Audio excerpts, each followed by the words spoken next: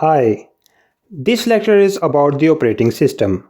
A modern computer consists of one or more processors, some main memory, disk, printer, a keyboard, a mouse, a display, network interfaces, and various other input-output devices. All in all, a complex system. If every application program had to understand how all these things work in detail, no code would ever get written. Furthermore, managing all these components and using them optimally is a very challenging job. For this reason, computers are equipped with a layer of software called the operating system, whose job is to provide user programs with a better, simpler, cleaner model of the computer and to handle managing all these resources just mentioned.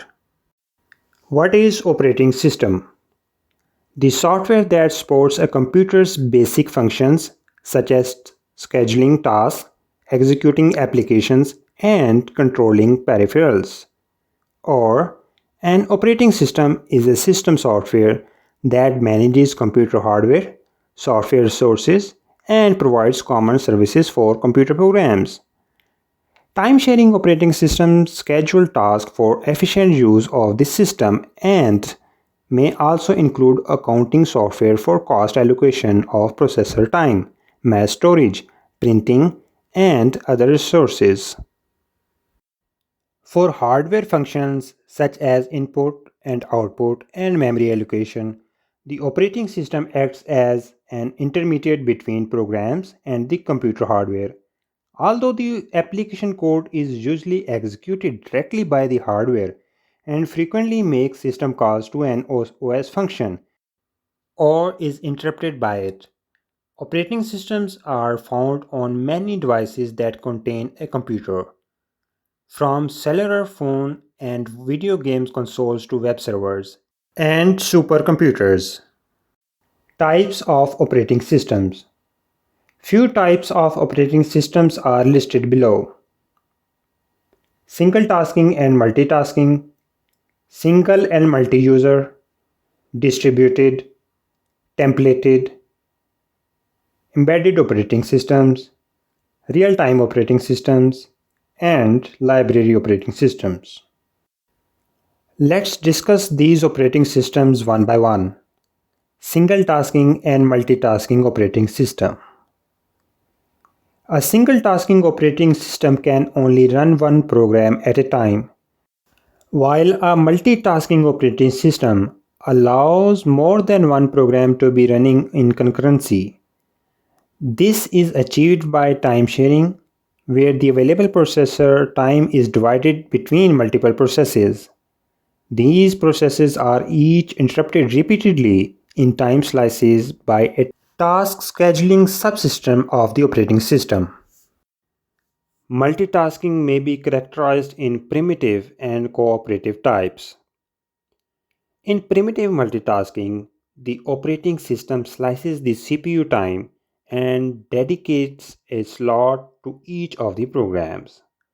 Unix-like operating systems such as Solaris and Linux, as well as non-Unix-like such as Amiga operating system, support primitive multitasking. Cooperative multitasking is achieved by relying on each process to provide time to other processes in a defined manner. 16-bit versions of Microsoft Windows use cooperative multitasking. 32-bit versions of both Windows NT and Win9X use primitive multitasking. Single user and multi-user operating system. Single-user operating systems have no facilities to distinguish users, but may allow multiple programs to run in tandem. A multi-user operating system extends the basic concept of multitasking with facilities that identify processes and resources such as disk space belonging to multiple users, and the system permits multiple users to interact with the system at the same time. Time sharing operating systems schedule tasks for efficient use of the system and may also include accounting software for cost allocation of processor time, mass storage, printing, and other resources to multiple users. Distributed operating system. A distributed operating system manages a group of distinct computers and makes them appear to be a single computer. The development of network computers that could be linked and communicate with each other give rise to distributed computing. Distributed computations are carried out on more than one machine. When computers in a group work in cooperation, they form a distributed system. Templated. In an OS, distributed and cloud computing context, templating refers to creating a single virtual machine image as a guest operating system, then saving it as a tool for multiple running virtual machines. The technique is used both in virtualization and cloud computing management and is common in large server warehouse. Embedded operating system. Embedded operating systems are designed to be used in embedded computer systems. They are designed to operate on small machines like PDAs with less autonomy. They are able to operate with a limited number of resources. They are very compact and extremely efficient by design. Windows CE and Minix 3 are some examples of the embedded operating system. Real-time operating systems. A real-time operating system is an operating system that guarantees to process events or data by a specific moment in time. A real-time operating system may be single or multitasking, but when multitasking, it uses specialized scheduling algorithms so that a deterministic nature of behavior is achieved. An event-driven system switches between tasks based on their priorities, or external events, while time-sharing operating systems switch tasks based on clock interrupts. Library operating system. A library operating system is one in which the services that a typical operating system provides, such as networking, are provided in the form of libraries and composed with the application and configuration code to construct a unique kernel, a specialized single address space machine image that can be deployed to cloud or embedded environments. Before we discuss the operating system basic concept, I would like to discuss the definition of system call. What is system call?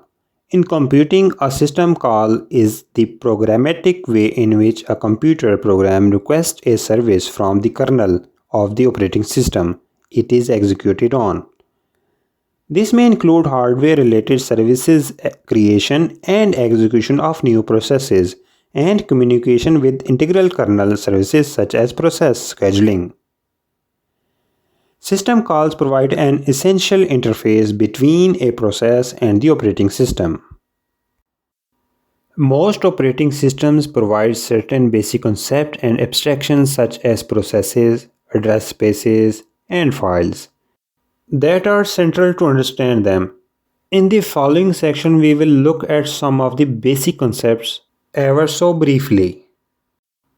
What is a process? A key concept in all operating systems is the process. A process is basically a program in execution. Associated with each process is its address space, a list of memory locations from 0 to some maximum, which is the process can read and write. The address space contains the executable program, the program's data, and its stack. Also associated with each process is a set of resources, commonly including registers, a list of open files, outstanding alarms, list of related processes, and all the other information needed to run the program. A process is fundamentally a container that holds all the information needed to run a program. Address spaces. Computer has some main memory that it uses to hold executing programs. In a very simple operating system, only one program at a time is in the memory. To run a second program, the first one has to be removed and the second one placed in memory. More sophisticated operating systems allow multiple programs to be in the memory at the same time. To keep them from interfering one another, some kind of protection mechanism is needed. While this mechanism has to be in the hardware, it is controlled by the operating system. This viewpoint is concerned with managing and protecting the computer's main memory. A different but equally important memory related issue is managing the address space of the process. Normally, each process has address spaces. Every some set of addresses it can use, typically running from 0 up to some maximum. In the simplest case, the maximum amount of address space a process has is less than the main memory. In this way, a process can fill up its address space and there will be enough room in the main memory to hold it all. Files. Another key concept supported by virtually all operating systems is the file system. As noted before, a major function of the operating system is to hide the peculiarities of the disk and other I/O devices and present the programmer with a nice, clean, abstract model of device-independent files. System calls are obviously needed to create files, remove files, read files, and write files. Before a file can be read, it must be located on the disk and opened, and after being read, it should be closed. So calls are provided to do these things. To provide a place to keep files, most PC operating systems have the concept of directory as a way of grouping files together. Input-output devices. All computers have physical devices for acquiring input and producing output. Many kinds of input and output devices exist, including keyboards, monitors, printers, and so on.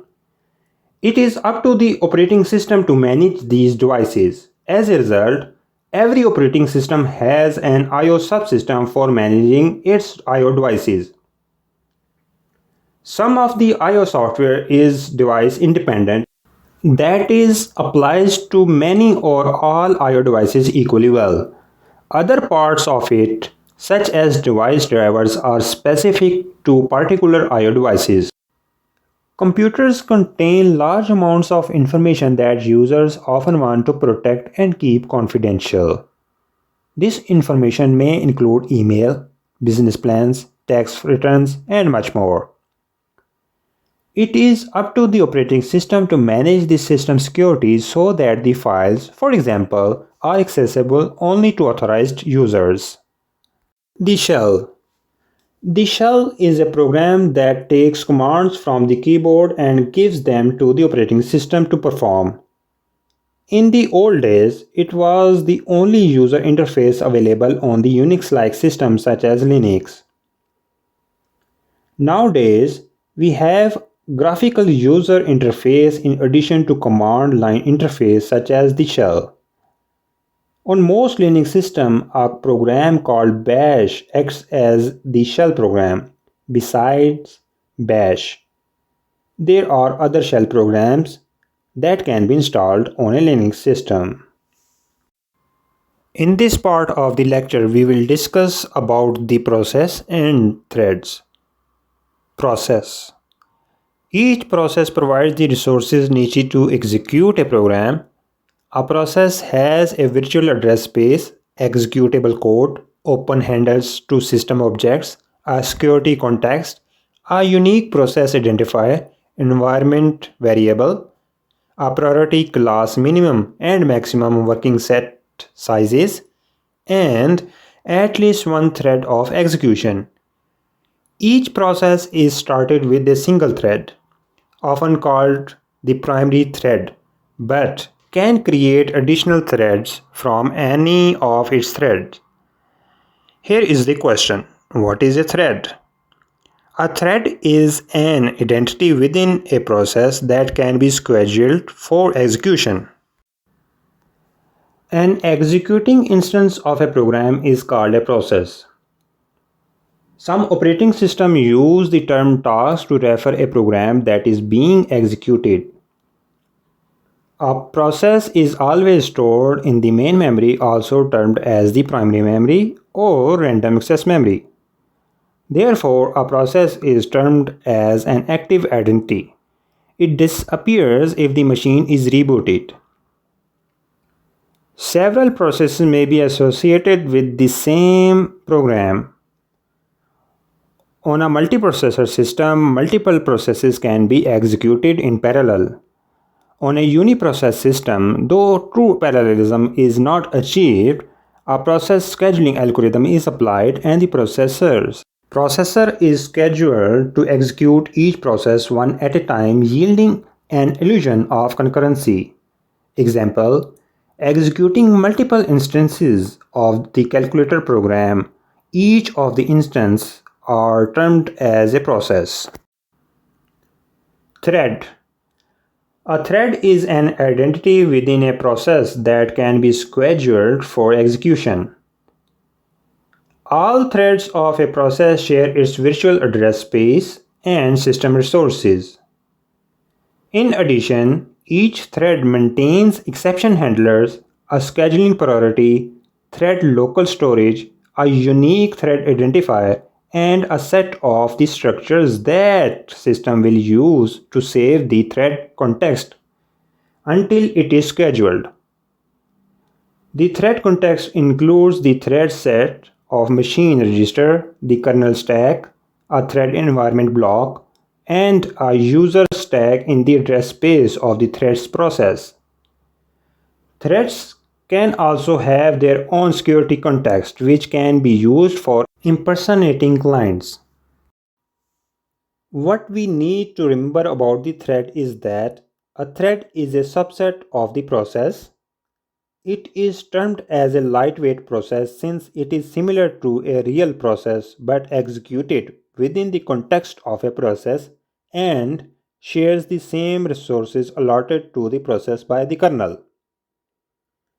Usually, a process has only one thread of control, one set of machine instructions executed at a time.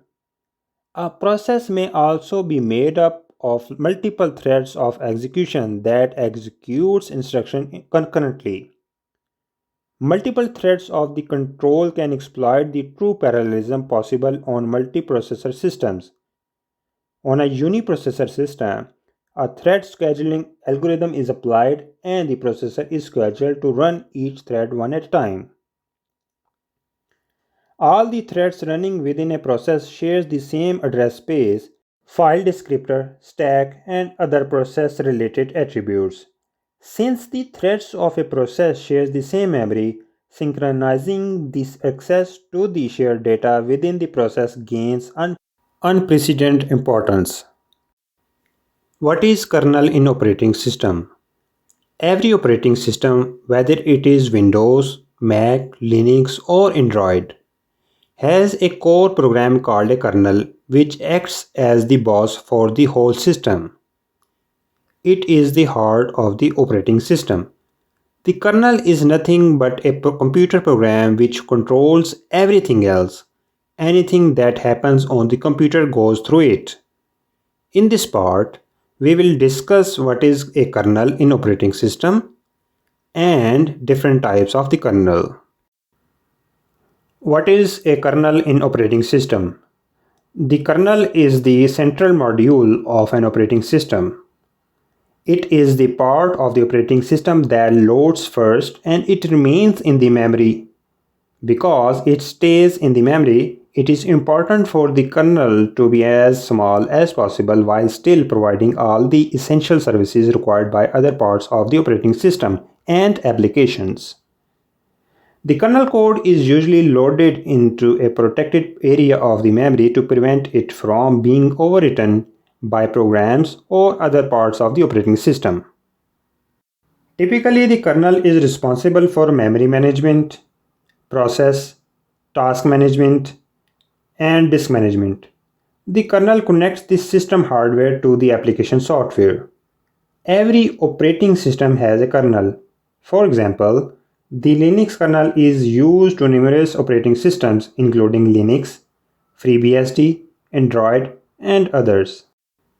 Now we know that it's a core program in the operating system. One should also know it is also the first program that loads after the bootloader. It then does all the talking between the hardware and the software or applications. So if you launch a program, the user interface sends a request to kernel. The kernel then sends a request to CPU, memory to assign processing power, memory, and other things so the application can run smoothly in the front end. The components of an operating system all exist in order to make the different parts of a computer work together. All user software needs to go through the operating system in order to use any of the hardware. Whether it be as simple as a mouse or keyboard or as complex as internet component. A kernel connects the application software to the hardware of a computer. With the aid of the firmware and device drivers, the kernel provides the most basic level of control over all of the computer's hardware devices. It manages memory access for programs in the RAM. It determines which programs get access to which hardware resource. It sets up or resets the CPU's operating states for optimal operations at all times, and it organizes the data for long-term non-volatile storage while file systems own such media as disks, tapes, flash memory, etc. You can imagine kernel as a translator. It converts input-output requests from software into an instruction set for the CPU and GPU. In simple words, it's a layer between the software and the hardware which makes everything possible. The kernel manages the following: CPU, GPU, memory, input-output devices, resource management, memory management, device management, system calls. User process can access kernel space only through the use of system calls. If a program tries to access directly, it will result in a fault. Kernel security and protection. The kernel also protects the hardware. If there is no protection, any program will be able to carry out any task on the computer, including crashing your computer, corrupting data, etc. In modern day computers, security is implemented on the hardware level. For example, Windows will not load drivers which are not from a trusted source or certified using signature. Secure boot and trusted boot are classic examples. Secure boot. It is a security standard developed by members of the PC industry. It helps you to protect your system from undesired programs by not allowing any unauthorized application to run during the system startup process. This feature makes sure that your PC boots using only software that is trusted by the PC manufacturer. So whenever your PC starts, the firmware checks the signature of each piece of boot software, including firmware drivers and the operating system. If the signatures are verified, the PC boots and the firmware gives control to the operating system. Trusted boot. It uses the Virtual Trusted Platform module to verify the digital signature of the Windows 10 kernel before loading it. In turn, it confirms every other component of the Windows startup process, including the boot drivers, startup files, and ELAM. If a file has been altered or changed to any extent, the bootloader detects it and refuses it to load by recognizing it as the corrupted component. In short, it provides a chain of trust for all the elements during the boot. What are the types of kernel? The kernel can also talk to hardware on a secure line. So companies can develop a kernel which can talk to their hardware through a set of buttons. Take the washing machine for an example. Depending on the knobs you move and time you set, a basic level of kernel should be enough. That said, kernels themselves grow complicated with time, which results in types of kernel. Monolithic kernel. Here, the operating system and kernel both run in the same memory space and suitable where security is not a significant concern. It results in faster access, but if there is a bug in the device driver, the entire system crashes. Microkernel.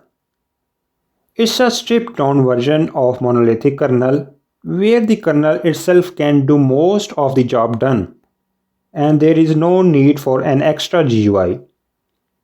They should be used where security and the crashing system is not or will not happen.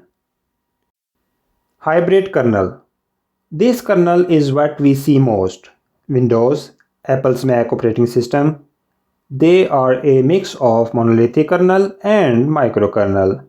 It moves out drivers but keeps system services inside the kernel, similar to how drivers are loaded when Windows starts the bootup process. Nanokernel. If you need to have a kernel but its majority of function is set up outside, then this comes into the picture. Exokernel.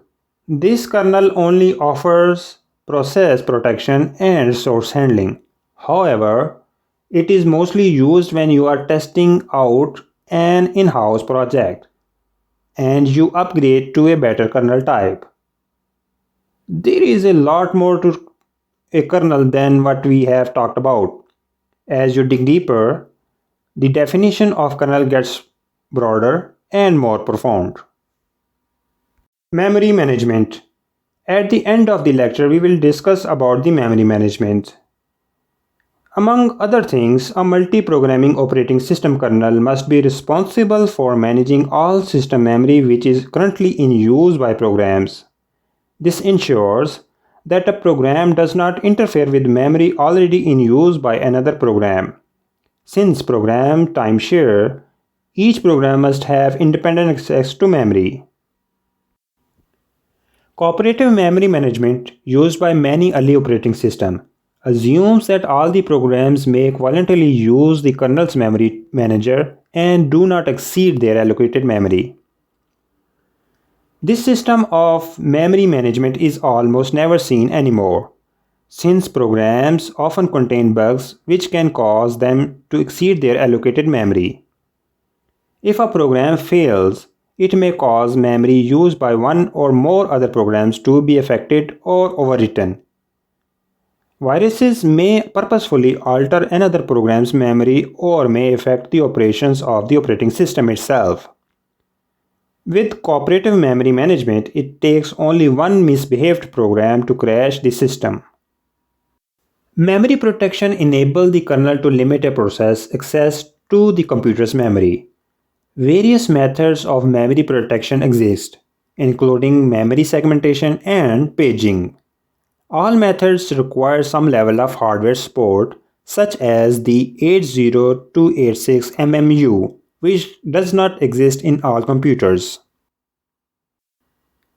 In both segmentation and paging, certain protection mode registers specify to the CPU what memory address it should allow a running program to access.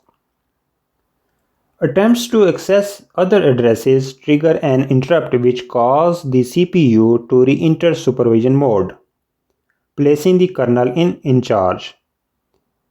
This is called a segmentation violation or SegV for short.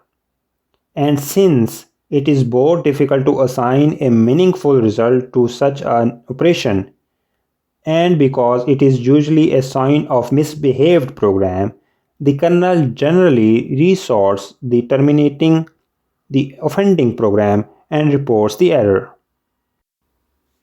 Windows version 3.1 through ME had some level of memory protection, but programs could easily avoid the need to use it. A general protection fault would be produced indicating segmentation violation had occurred. However, the system would often crash anyway.